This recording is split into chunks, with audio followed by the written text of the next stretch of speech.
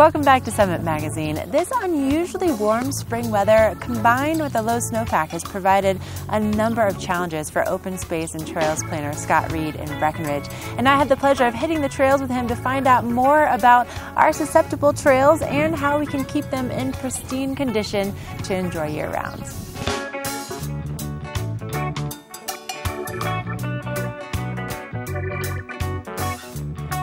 This is one of our muddier spots. It tends to stay muddy for a while. The challenge that we have is that this is also the time of year that we get the most damage to our trails, because the trails, as I said, are muddy a couple days a year, and so if folks are using them during the mud season, then we tend to have more damage on those trails. If the trail is significantly muddy, we ask people to turn around and go somewhere else. Damage to trails means that you tend to have muddy spots or muddy areas where people tend to go through those things, and then what happens is the water then channels into those areas and continues the muddy portion of it. So if folks stay off it for that duration and things dry out and it stays where it was before, we tend to have fewer problems. If they actually use them during the mud season, it tends to attract and hold more water over time. We tend to have to go back and fill some of these spots, so we'll have to come back and bring in some rock or mine local rock, have to find a spot and then fill it in with the rock, and it takes a fair bit of work. So we actually have to excavate down to where the mud is no longer present, so you have dry soil, you place the rock and then you fill it back in.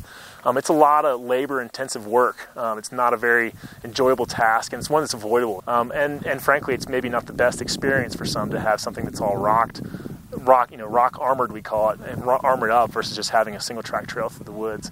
And again, it's a preventable impact that we'd like to see if we can minimize.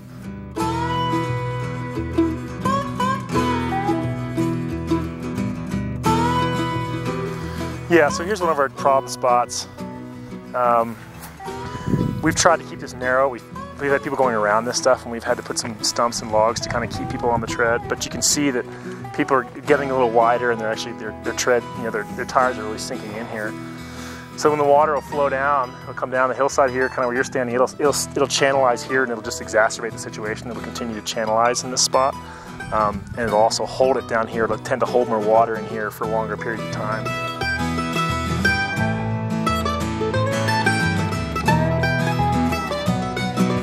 In general, we feel pretty strongly that mud season is the time it's the most sensitive and the most challenging as far as maintaining our trails and keeping people off them. If you walk through the middle of a mud puddle, you'll get muddy shoes. People don't like to do that, or if they're riding their bike through it, they tend to get mud all over their bike, and they don't want that either. So the rule of thumb is if the trail's largely muddy, then we ask folks to stay off it. If there's some isolated muddy spots, we ask people to go through those muddy spots, not go around them and widen the trail. The muddy meter is a sign that we've installed in the last couple of years, and it allows the visitor to decide whether something's dry or not. So if someone goes up after this is opened up and checks it out and finds that there are a few muddy spots, then they'll put it in the middle, in the fair side of things. If they go up there and find that it's completely dry and everything is good to go, then they'll go ahead and move the white arrow over to the good side. And we have several of these throughout the system, hopefully encouraging people to take some level of responsibility for the types of trails they use and their use of it. We do have a website that has all of our trail conditions on it. It lists trail by trail which one we believe is ready to go and which ones are closed to use due to mud and that kind of stuff. And that's BreckenridgeTrails.org. And so it has all the trails listed. It has images of our trails. It has our trail map, a lot of information, but specifically it has a trail conditions page, which we update regularly and say, this trail is now dry, please go free and enjoy it. And then, or otherwise, these things are not dry, please stay off them until we say it's open.